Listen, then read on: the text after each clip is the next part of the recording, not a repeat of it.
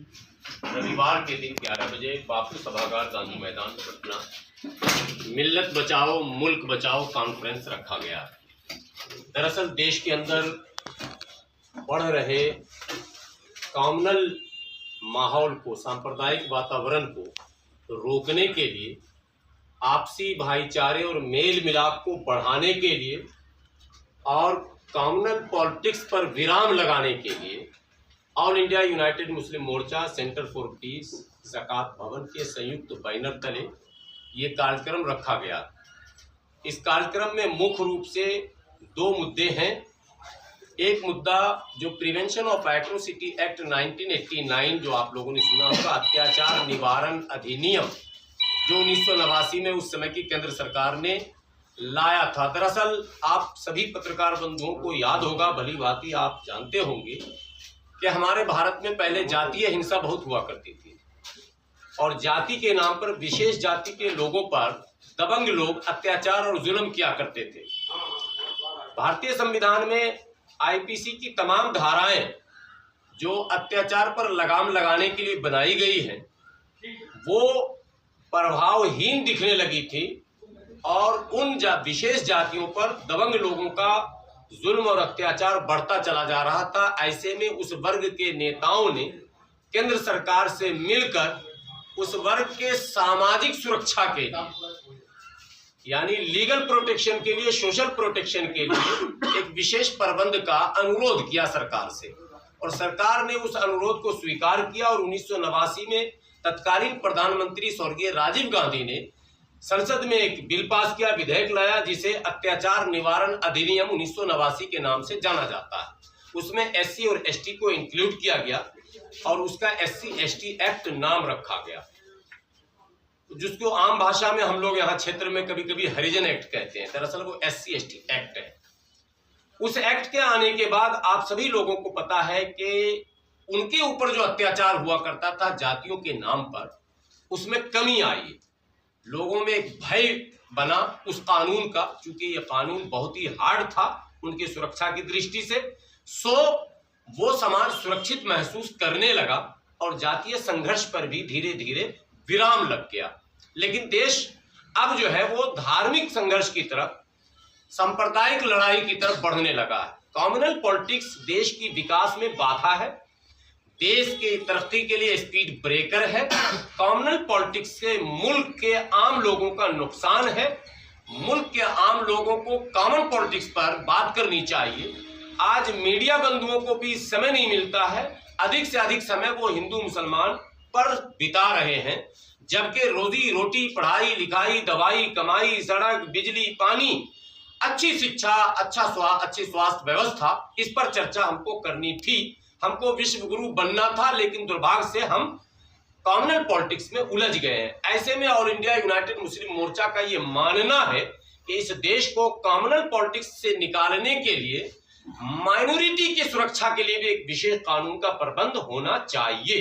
सो सरकार से दो मांग लेकर हम लोग इस कार्यक्रम को कर रहे हैं। एक ये कि या तो प्रिवेंशन ऑफ एट्रोसिटी एक्ट 1989 में एससी एसटी के साथ साथ माइनॉरिटी को, विशेषकर इनका जो डाउन सेक्शन है, ये एकदम क्लियर कंसेप्ट है, माइनॉरिटी मींस ऑल माइनॉरिटी नहीं रखेंगे, विशेषकर इनका डाउन सेक्शन, और मोदी जी की भाषा में या भारतीय जनता पार्टी की भाषा में पसमानदा मुसलमान।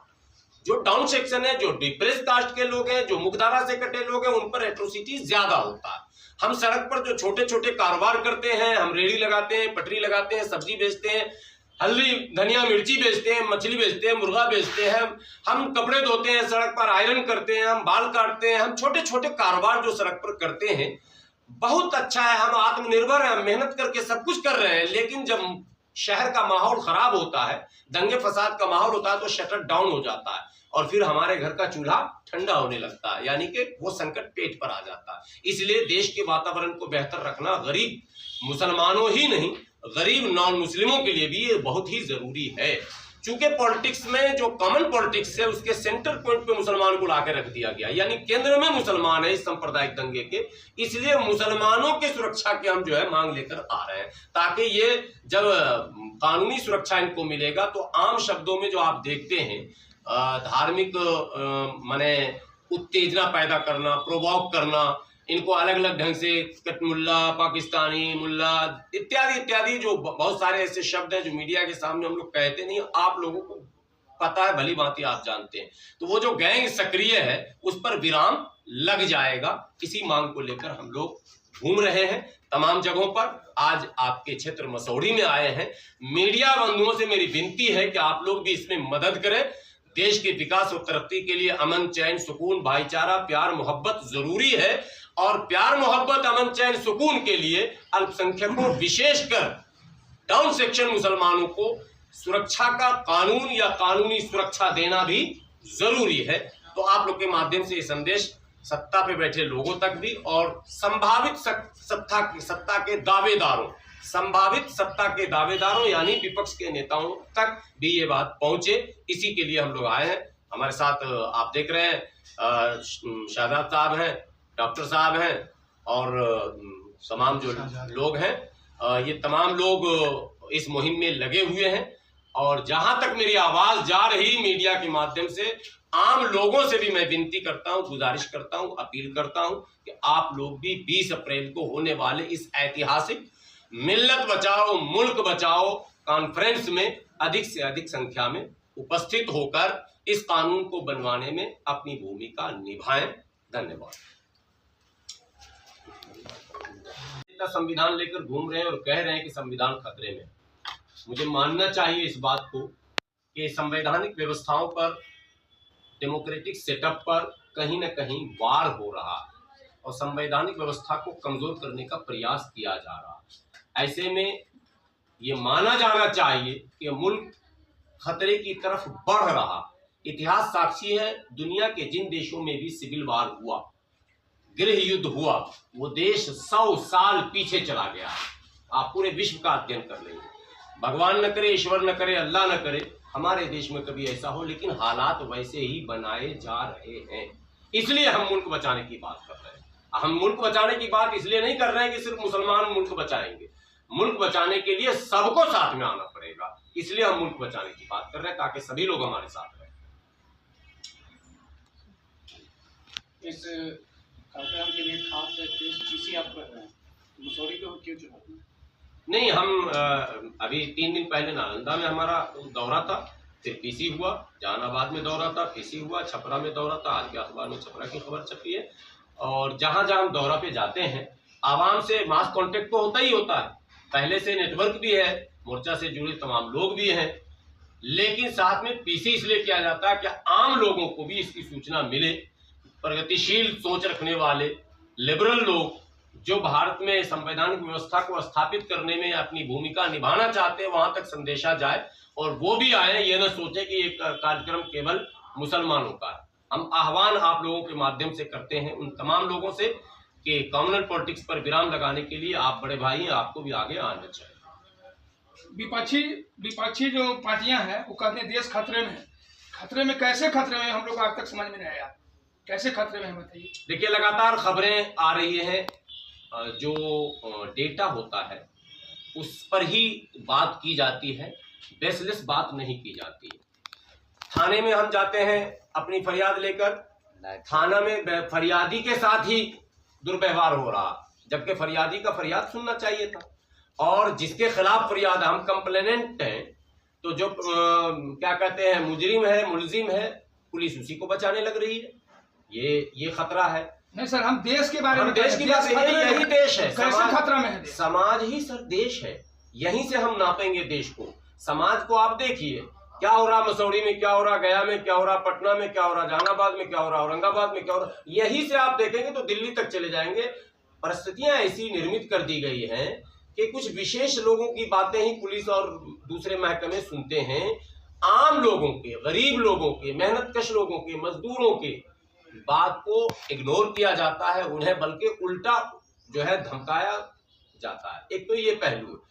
दूसरा पहलू है कि मुल्क में जितनी आबादी रहती है, हिंदू, मुस्लिम, सिख, ईसाई, जैन, पारसी, बौद्ध, आस्तिक, नास्तिक, अगरा, पिछड़ा, कहीं भी रहता हो भारत के किसी कोने में, अगर वो भारतीय है तो तमाम चीजों में उसके बराबरी के अधिकार होने चाहिए, उनकी उपस्थिति दिखनी चाहिए। लेकिन दुर्भाग्य से आप किसी भी महकमे को देख लेंगे, तो आपको अंदाजा लग जाएगा कि मुल्क की बड़ी आबादी को कहीं न कहीं जानबूझकर पीछे धकेला जा रहा है। वक्त पे क्या कहेंगे? नहीं, वक्त पे क्या कहेंगे, तमाम मुद्दे वही उसी तरह के हैं। ये तो सांप्रदायिक मुद्दे हैं। एजेंडा ही ये है कि आप हिंदू मुस्लिम करते रहें। आप इससे पहले ट्रिपल तलाक पर देश को उलझाकर आपने रखा, फिर इससे पहले आप मुस्तकिल आप एक हिस्ट्री है उलझाने की। तो अगर हम मंदिर मस्जिद, हिंदुस्तान पाकिस्तान, कब्रिस्तान, शमशान, तलाक, ब्याह, शादी, इसी में हम उलझे रहेंगे। इनका एजेंडा ट्रिपल बी, ब्याह, बॉर्डर और क्या कहते हैं ट्रिपल बी पर ये चल रहे हैं, ब्याह, बॉर्डर और बाबरी। बाबरी मतलब वो बाबरी के बाद रुका नहीं है। बाबरी खत्म हो गया, राम मंदिर का निर्माण हो गया, दूसरा नंबर में आ गया, फिर उसमें हो जाएगा तीसरा नंबर में। तो आप कंटिन्यू मस्जिद, मंदिर, बॉर्डर इसमें उलझाना चाहते हैं। हम चाहते हैं नहीं, हम मीन्स भारत के अधिकांश गरीब लोग चाहते हैं कि हमारे अधिकार की बात हो, हमारे बच्चों के अच्छी शिक्षा की बात हो, उनके रोजी रोटी की बात हो, उनके स्वास्थ्य की बात हो, उनके नौकरी की बात हो, उनके रोजगार की बात हो, उनको मुख्य धारा से जोड़ने की बात हो। हम तो मुख्य धारा से कटे हुए हैं। चंद मुट्ठी भर लोग देश में जो चाह रहे हैं फैसले ले रहे हैं। कहने को डेमोक्रेसी दिख रहा है, सिर्फ 5 साल में एक बार वोट देने के लिए हमको याद किया जाता है। उसमें भी ऐसा माहौल बना दिया जाता है कि मुद्दे से हटकर वोट डालना पड़ रहा है लोगों को। तो मुद्दे पर वोट पड़े देश में, लोकतंत्र मजबूत हो देश में, आम जनों को भी लगे कि हमारी भागीदारी है, इसके लिए सबको ऐसा माहौल बनाना चाहिए जिस माहौल से, ये वर्तमान माहौल से वो हम निकाल सकें इस देश को। दुनिया जानती है, आप पत्रकार बंधु रात दिन इस तरह की खबरें चलाते हैं, जो एट्रोसिटीज हो रहे हैं, जिस तरह का माहौल बनाया जा रहा, त्योहारों में जो रंग दिया जा रहा, जुलूसों में जो रंग दिया जा रहा, और जिस तरह के हालात बनाए जा रहे हैं, ये डिबेट खत्म ही नहीं हो पाएगा। ये तो कंटिन्यू इसी में हम उलझ के रह जाएंगे। तो कब तक हम ये हिंदू मुस्लिम करते रह जाएंगे? भारतीय जनता पार्टी की जब से सरकार बनी है, विपक्ष हर मुद्दे में एक चीज लेकर आ रही है कि खतरे में है। कभी मिल्लत खतरे में है, कभी देश खतरे में है, संविधान कैसे खतरे में, बताइए। संविधान इसलिए खतरे में है कि मौलिक अधिकारों की जितनी धाराएं हैं, उन धाराओं का आप अध्ययन करें, उसमें जो कुछ कहा गया है, संविधान संशोधन के लिए एक शर्त रखा गया है कि मौलिक अधिकारों से छेड़छाड़ न किया जाए संशोधन के समय। लेकिन लगातार संशोधन के नाम पर मौलिक अधिकारों से जुड़ी धाराओं का बिल्कुल न सिर्फ अनदेखा किया जा रहा बल्कि गला घोटा जा रहा। तो कैसे नहीं कहेंगे कि संविधान खतरे में? राजीव गांधी को जब उनकी सरकार थी तो उस समय उन्होंने कहे थे कि संविधान को समय के अनुसार चेंज किया जा सकता है। संशोधन का अधिकार सदन को है। भारतीय संविधान के अनुसार सदन को यह अधिकार है कि वो संशोधन करे, लेकिन संशोधन करते समय जो मौलिक अधिकारों से संबंधित धाराएं हैं उनको छेड़ना मना किया गया। जैसे आर्टिकल 15 है, यानी 14, 15, 16 से लेकर 32 तक आप चले जाए, जो इंडिविजुअल कर दिए गए हैं। एक और मतलब मिसगाइड किया जा रहा है, एक ऐसा फेक नैरेटिव इसको कहिएगा, वक्त को लेकर भी किया गया था ये, कि जहां वो रुमाल रख देगा, जहां हाथ रख देगा, वो जमीन वक्त की हो जाएगी। आप लोगों ने भी सुना होगा, बिल्कुल फेक नैरेटिव। एक मिनट, जमीन का मतलब है कि जमीन मान लिया जाए कि आपका है या किसी का है, तो जमीन किसका है उसका प्रूफ चाहिए ना, तो कैसे यही बात मैं कह रहा हूँ। आज से पहले बगैर प्रूफ के सिर्फ दावा करने पर वक्फ बोर्ड को जमीन किसी ने दे दी हो, ऐसा एक उदाहरण आप दे दीजिए हमको कि सिर्फ हमने दावा किया और आपने जमीन छोड़ दी, या कोर्ट ने कहा हाँ जी दावा इन्होंने कर दिया दे दो। ऐसा आज तक नहीं हुआ। स्वतंत्र भारत में दावा करने वाले को उस दावा के संबंधित कागजात भी प्रस्तुत करने पड़ते हैं। एक और फेक नैरेटिव दिया गया था कि ट्रिब्यूनल का फैसला अंतिम फैसला होता है, इसको चैलेंज नहीं किया जाता। यह भी फेक नैरेटिव था, झूठ था, मक्कारी थी, देश के साथ धोखा था। ट्रिब्यूनल के फैसले के अगेंस्ट 100 से अधिक केसेस आज भी पेंडिंग है, रनिंग में है, चल रहे हैं, और कई फैसले ट्रिब्यूनल के अगेंस्ट आ चुके हैं। तो फिर ये नैरेटिव आपने देश के कुछ देश के कुछ भाइयों को का दिमाग भ्रमित करने के लिए, मुल्ला जहां हाथ रख देगा उसी का हो जाएगा, जहां रुमाल बिछा देगा उसी, ये सब बिल्कुल गलत। ये माहौल नहीं बनना चाहिए। जो सच है सच बोलिए। एक बात और दूसरी बात कि वक्फ बोर्ड हो या दुनिया का कोई भी न्यास हो, बोर्ड हो, श्राइन बोर्ड, कई बोर्ड न्यास है, ट्रस्ट है, सब है। एक और नैरेटिव वक्फ बोर्ड को लेकर फैलाया गया कि ये मुसलमान ही सब कुछ करता है। जब से वक्फ बोर्ड वजूद में है, जिसकी भी सरकार रही है, उसी का चेयरमैन रहा, उसी का CEO रहा, उसी के सारे अमले रहे, उसी के मेंबर रहे। जब आरजेडी की सरकार होगी चेयरमैन आरजेडी का, जेडीयू की सरकार चेयरमैन जेडीयू का, तो हम कहां खड़े हैं? तो सरकार द्वारा संचालित पहले से ही है और करप्शन पहले से ही है। इसलिए ये विषय इसको कॉमनल, यही तो मैं कह रहा हूं, कॉमनल बना रहे हैं हर चीज को। कॉमनल नहीं है, इंसाफ की बात कीजिए। और इंसाफ ये है कि भारत का संविधान एक शब्द में ये कहता है कि भारत पूर्ण रूप से स्वतंत्र है। भारत में रहने वाले हिंदू, मुस्लिम, सिख, ईसाई, जैन, पारसी, आस्तिक, नास्तिक, आगरे, पिछड़े स्वतंत्र है। वो क्या खाएंगे उसका निर्णय वो करेंगे, वो क्या पहनेंगे उसका निर्णय वो करेंगे, वो क्या पढ़ेंगे उसका निर्णय वो करेंगे। वो हिंदी पढ़ेंगे, संस्कृत पढ़ेंगे, अरबी पढ़ेंगे, फारसी पढ़ेंगे, उर्दू पढ़ेंगे, अंग्रेजी पढ़ेंगे, तमिल पढ़ेंगे, तेलुगु पढ़ेंगे, मलयालम पढ़ेंगे, बंगाली पढ़ेंगे, पंजाबी पढ़ेंगे, वो उनका निर्णय होगा। वो कुर्ता पैजामा पहनेंगे, टोपी पहनेंगे या तिलक लगाएंगे या धोती पहनेंगे, वो उनका निर्णय होगा। लेकिन आज कपड़े पर भी हमें प्रतिबंध लगाया जा रहा। आप संविधान की बात कर रहे हैं, खाने पर भी तुम्हारे फ्रीज में क्या रखा हुआ उसको भी खोला जा रहा। आप संविधान के खतरे की बात कर रहे हैं। इसलिए मैं कह रहा हूं परिस्थितियां ऐसी बनाई जा रही है, इसलिए इन पर विराम लगना जरूरी है। पढ़ने पर भी हमें कहा जा रहा है ये नहीं पढ़ोगे, ऐसे नहीं पढ़ोगे, ये नहीं करोगे, वो नहीं करोगे। ये असंवैधानिक शब्द हैं जिसको प्रतिस्थापित करने के लिए एक वर्ग विशेष के लोगों को एक वर्ग विशेष के खिलाफ उकसाया जा रहा है। इस पर विराम लगना बहुत जरूरी है। वक्फ बिल आने से क्या दिक्कत हो रही है? आखिर विरोध क्यों किया जा रहा है, उसमें क्या दिक्कत? नहीं, ये जब विरोध में रैलियां होंगी तो ये प्रश्न आप वहां लेंगे। आज तो हम लोग मेल मिलाप की बात कर रहे हैं, आज तो हम लोग सद्भाव की बात कर रहे हैं, प्यार की बात कर रहे हैं। AIUMM के राष्ट्रीय अध्यक्ष कौन है? डॉक्टर M एजाज अली साहब हैं, जो प्रसिद्ध सर्जन हैं और वही राष्ट्रीय अध्यक्ष भी हैं, फाउंडर भी हैं। और AIUMM जो है वो पूरे इंडिया के लगभग कई राज्यों में सक्रिय है। दिल्ली में कार्यालय है, मैं दिल्ली ही रहता हूँ और दिल्ली, उत्तर प्रदेश, राजस्थान ये मैं देखता हूँ। चूँकि अभी कार्यक्रम है तो मैं घूम रहा हूँ, आया हुआ हूँ, कई लोग और भी आए हुए हैं। और AIUMM का सीधा शुरू से यही रहा कि डाउन सेक्शन जो मुसलमान है उसको मुख्यधारा से कैसे जोड़ा जाए। इसी पर लगातार ये संगठन काम करता रहा है। आज भी हम डाउन सेक्शन मुसलमानों के स्पेशल प्रोटेक्शन की मांग को लेकर हैं।